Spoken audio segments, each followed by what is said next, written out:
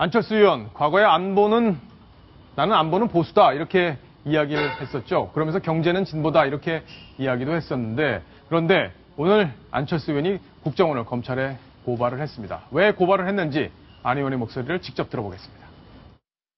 검찰 고발에 대해 제가 이 일을 하고 있는 것은 국정원이 국민들의 신뢰를 회복해서 본연의 일인 안보에 집중토록 하기 위함입니다.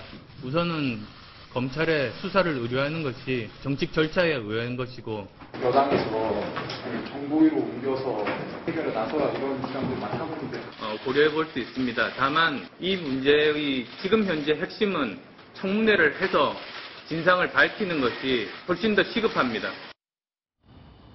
윤정희 기자. 네. 안보에 집중하게 하기 위해서 국정원이 네. 그렇게 하기 위해서 고발을 한다. 이게 어떤 논리인가요? 일단 지금까지 국정원에 대해서 해명되지 않은 의혹들이 계속 제기되고 있는 상황이기 때문에 이 의혹을 풀기 위해서는 검찰 수사가 필수적이라는 겁니다. 의혹을 예. 풀고 나서 그 다음에 이제 안보에 집중을 하라 이런 의미인데요.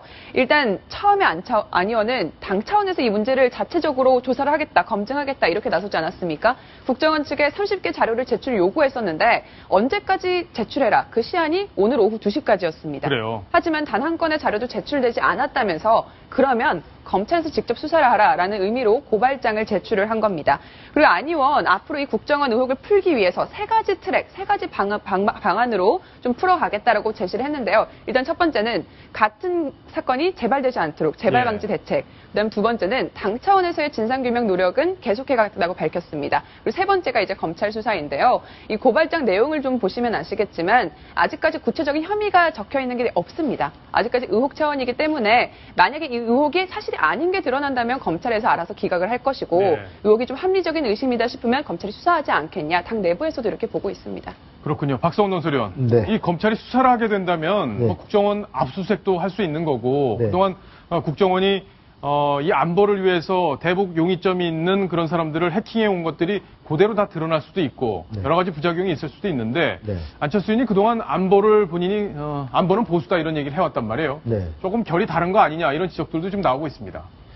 제가 보기에는 장기적으로는 안철수 의원한테 엄청 부담이 될 겁니다. 그래요? 말하자면 지금 안철수 의원의 전문가 이미지를 활용한 새정치민주연합의 어떤 그 당내 상황 돌파에 하나의 그 지금 배역을 맡았는데 지금 그 30가지 요구한 자료 저런 것을 요구한 나라는 35개국 97개 수사정보기관이 이번에 다 구매를 했지만 어느 나라도 저런 요구를 받은 그런 기관이 없습니다. 근데 유일하게 사실은 전 만천하에 북한만이 가장 좋아할 국정원이 말하자면 이러이러하게 대북 대테러 공작과 감시 대응을 하고 있다는 것을 만천하에 노출시키자는 자료 요구 자체가 공개 요구 자체가 무리한 요구였고요.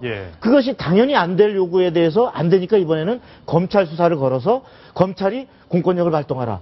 검찰도 저거 아마 제대로 하면 국정원이 압수수색 영장을 받아서 발부받기가 쉽지 않을 겁니다.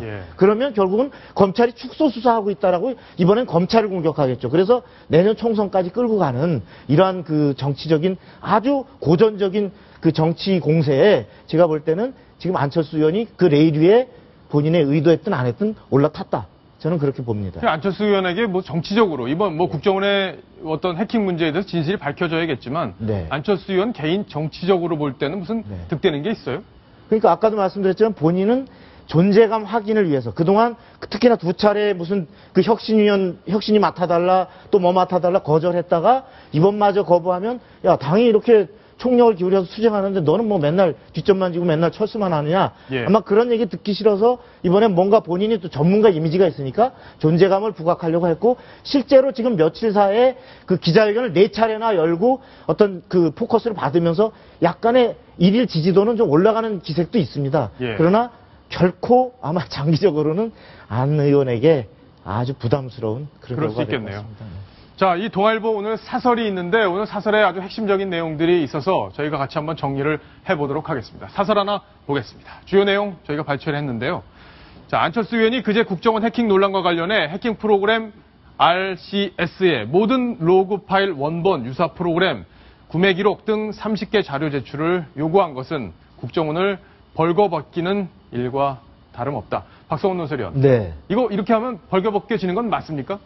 당연히 저는 컴퓨터 전문가는 아니지만 예. 저 로그 기록이라는 건 말하자면 저 해킹 자료를 갖고 온갖 모든 행적을 기록한 운행일지라고 보면 됩니다. 저것을 바로 공개를 한다라면 북한뿐만 아니라 각종 테러 집단, 한국은 아마 각종 전 세계 해커 집단이나 테러 집단의 그 국정원이 가장 농락 대상, 공격 대상으로 많은 희화거리가 아마 속출하게 될 겁니다. 예. 자, 그럼 다른 내용 또 보겠습니다.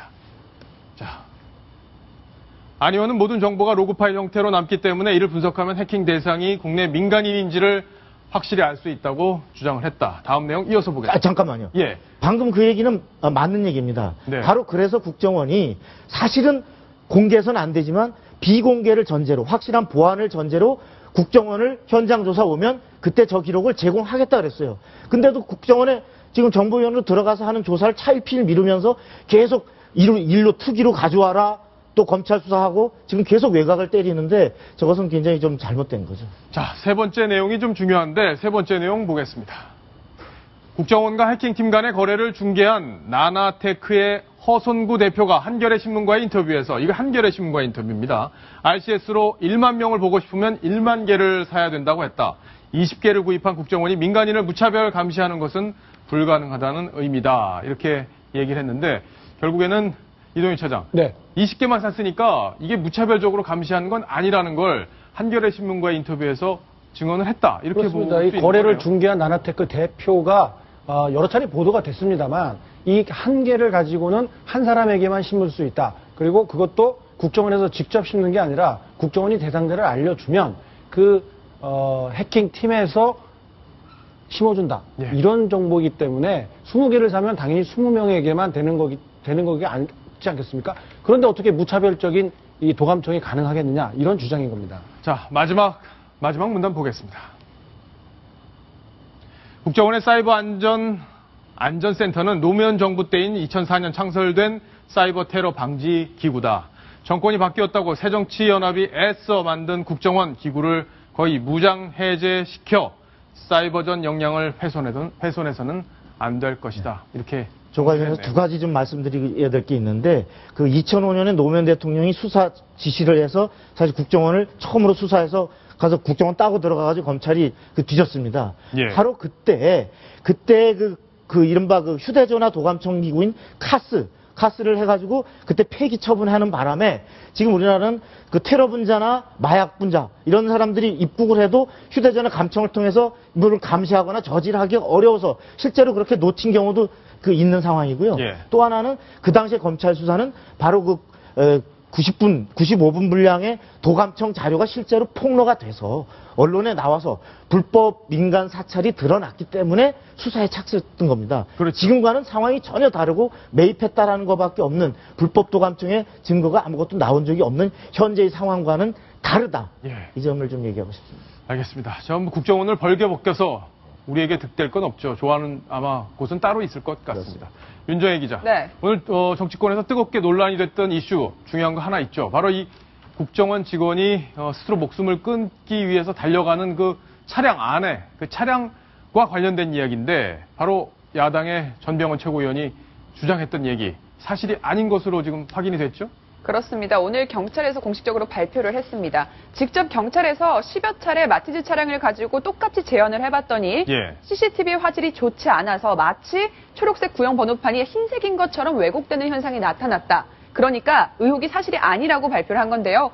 경찰에서는 이 의혹을 완전히 해소하겠다고 해서 이 경찰 자체 수사뿐만 아니라 국과수에도 이 영상을 보내서 지금 정밀 분석을 의뢰를 했습니다. 그렇군요. 자, 그럼 경찰에서 발표한 내용을 좀 직접 한번 들어봐야 될 텐데 왜 이게 동일 차량이다. 이 논리를 한번 잘 들어보시기 바랍니다. 사진에 나타난 번호판 색상이 실제와 다르다는 점에 대해 동일한 시간대에 유사한 차량을 이용하여 번호판이 동일한 CCTV 카메라에 촬영되는 모습을 재현해보니 동영상에서 보이는 바와 같이 녹색 전국 번호판이 흰색으로 보이는 현상을 확인할 수 있었습니다. 자, 그랬군요. 그러니까 결국에는 빛의 어떤 특징 때문에 저런 현상이 벌어졌다는 건데 어제 이 의혹을 제기했던 전병헌 최고위원 기자들한테 화냈었어요. 맞습니다. 그죠? 사실 보도가 나간 다음에 굉장히 강하게 불쾌감을 드러냈었습니다. 마치 자신이 인터넷 괴담, 아무것도 아닌 인터넷 괴담을 무책임하게 유포한 사람처럼 매도되지 않았냐. 이게 기자들은 나는 의혹을 제기한 것뿐인데 그럼 기자들도 취재를 해봐야 되는 거 아니냐. 오늘 경찰 발표 어떻게 하는지 얘기 들어보고 다시 이야기를 하겠다라고 밝혔었는데요. 예. 경찰에서 뭐래요? 저렇게 그래서? 공식 발표하고 난 다음에 저희 예. 출신이 계속해서 연락을 취해봤습니다. 네. 하지만 아직까지 연락은 닿지 않고 있습니다. 아, 그래요? 일단 개인적인 일정 때문에 굉장히 바쁜 것으로 알려지고 있는데요. 아마도 조만간에 입장 발표를 할 것으로 보입니다. 예. 조금 전에 그 마티즈 차량이 지나가는 그런 영상을 보셨는데요. 지금 보시면은 이 CCTV의 화소수가 대단히 떨어집니다. 그렇기 때문에 사실 지금 그 중앙선은 무슨 색입니까? 주황색으로 칠해져 있죠. 노란색으로 돼 있는데 예. 그런데 흰색으로 보인단 말이죠. 이게 화소수가 낮다 보니까 색을 제대로 반영을 하지 못하는 겁니다. 그런 점을 전병헌 최고위원이 조금 간과하지 않았나 싶습니다. 예. 근데 지금 보면 전병헌 최고위원이 아마 화를 내는 건 아니, 나는 의혹을 제기하고 기자들이 검증해서 맞으면 그 크게 써주면 될 거리지 나에게 다 책임을 미루냐 이렇게 들리는데 사실 공당의 제1야당의 최고위원쯤 되면 저런 의혹을 가질 수는 있어요. 뭐 의혹을 갖다 보면 저런 생각이 들면 최소한 전문가나 어떤 그 전문 기관에 지금 이게 색깔이 다른데 예를 들어서 이것이 다르게 빛에 따라 다르게 보일 수도 있는 거냐라는 문의만 한두 번 했어도 지금 이런 약간은 어처구니없는 상황에 안 몰릴 텐데 좀 그런 부분을 소홀히 했다는 건 굉장히 안타까운 것 같습니다. 예. 그리고 사실은 이것이 유가족들이 있는 문제고 사실 저런 의문 제기는 사실 자살이 아니라 타살이라는 의혹 제기는 어떻게 보면 유가족들의 명예 감정을 침해할 수도 있는 부분일 때 상당히 신중할 필요성이 있었습니다. 그렇기 때문에 공식석상에서 저것을 얘기해서 공론화하는 것은 또다시 피해자를 양산할 수 있는 부분이기 때문에 사실은 확인이 됐지만 이 부분에 대해 적절한 유감 표시는 있어야 될 것으로 생각을 합니다. 예. 우리나라처럼 이 루머가 많고 정부 당국의 발표를 잘 믿지 않는 분들이 많은 나라가 별로 없을 것 같아요. 정말 여러 가지 루머들이 돌고 그게 사실인 것처럼 믿고 하는 분들이 계시는데 야당의 최고위원이 그런 의혹을 제기한다면 또 얼마나 많은 사람들이 저 내용을 사실처럼 생각을 했겠습니까? 좀 더 신중할 필요가 있었겠다는 생각이 듭니다. 자, 다음 주제로 갑니다. 다음 주제 바로 이겁니다.